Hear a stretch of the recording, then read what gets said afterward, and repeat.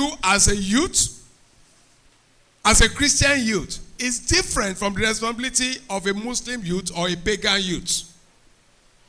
An additional responsibility has been placed on us by the Bible, by the teachings of Christ, by what we read in theology.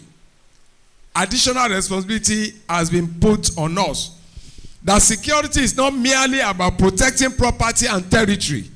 To the secular world, when you say about security, they say protection of property, protection of territory or like. Nigeria does not want people to invade the country, so our security, we are talking about security now, we're talking about Boko Haram, we're talking about banditry, herdsmen, cultism and all that. But beyond that, it is also, Christianity has also placed on us the protection of human life, human dignity, truth, justice, peace, and the vulnerable in the society.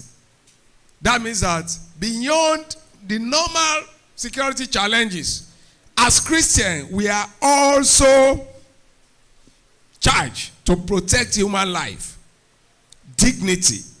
And when we talk about dignity, we know how we dress as a Christian youth. You know, if you dress wrongly, people will tell you you are not representing your faith well.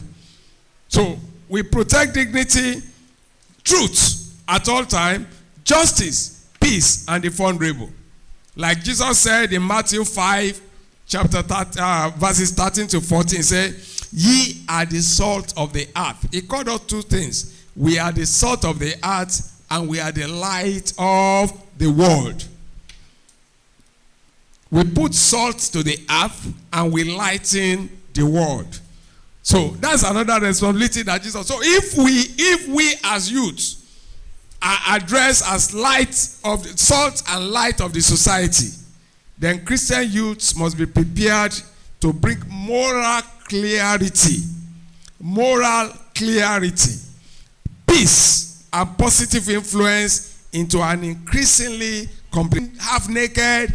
A lot of people still believe that, yes, it is part of human right, but it could be a human right, but it is not Christian-like.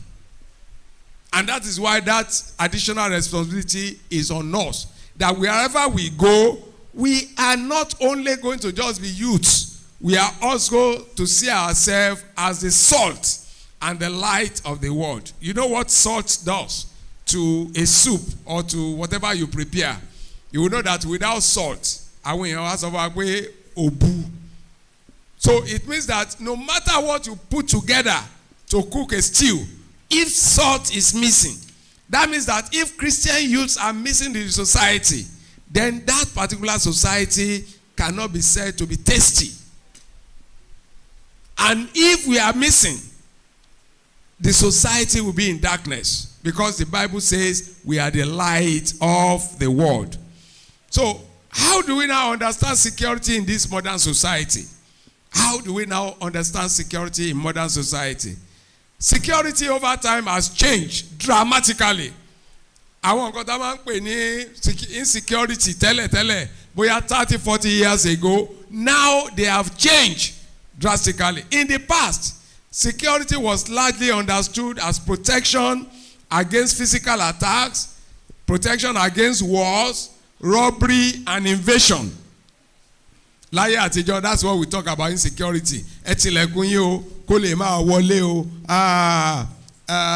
Tẹ́ bá ti ń lọ, ẹ máa wọ̀ tún ẹ máa wò sí. Kí wọ́n má bàa attack yín, àwọn armed robber, àwọn ó wà nígbà yẹn. But now, today's security landscape is much broader. We have a lot now that we are battling in when we are talking about security. We are dealing with one, terrorism and violent extremism. Terrorism. Who are terrorists? A terrorist will just be somebody that says, yes, we are waking up. This Abeokuta will not be in peace. Ask them what they want. They don't really know what they want. They just want to start causing trouble, shooting, killing, and everything. Bring them together and ask them, what have we done to you? They don't know. So we have that. Terrorism and violent extremism. You have some people that are so extreme in their religion or religious practice that they can kill, they can maim, they can do anything in the name of that religion. That is extremism. We also have kidnapping, cultism, cybercrime, online fraud, human trafficking, drug abuse, communal conflicts, electoral violence, domestic violence, sexual exploitation, misinformation and disinformation, radicalization through social media, youth unemployment and criminal recruitment, identity theft and digital manipulation, attacks on critical infrastructure. Therefore, if insecurity has become broader, modern security requires more than guns and uniforms. And that's why I'm saying that even without guns, even without uniforms, there are ways that we can still fight insecurity. And what are the ways? Number one, information, intelligence. Let me quickly give a clarification between information and intelligence. Information is saying it, saying something and saying something. That is information. But when you are talking about intelligence, you are talking about an actionable information. That is an information that you have given that the security agencies can work on immediately. That is intelligence. And that is where I want us to concentrate. Anybody can give information, but only very few people can give intelligence. Somebody can just, as we are sitting down here, somebody can just put on the social media, there is a thief amongst us. And you imagine when the police will arrive and they will meet all of us like this. To start identifying the thief, maybe they have to start searching all of us one by one. And you know how long that will take. And the sort of, trauma that they will put us through. But an intelligence will be that, sir, in the Christ Church of Cherubim and Seraphim, along Leme, there is a thief amongst us. If you get there, you will see him. He dresses like a policeman. He's putting on a green cap. When the police come, they won't disturb you. They know exactly who they are looking for. They will just walk straight to me and say, Mr. Man, you are under arrest. That is intelligence. So it is not only for you to just say, armed robbers are in Iperu, or armed robbers are in, where are they? Who are they? How many are they?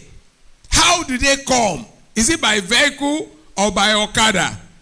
What sort of weapons are they carrying? Some of these things we need to look at critically before you give information to the police. That is why when you just give information to the police, it will take them 3, 4, 5 hours. They may not answer you. It is not that they are not effective. But the sort of information you have given to them could put their own life in danger.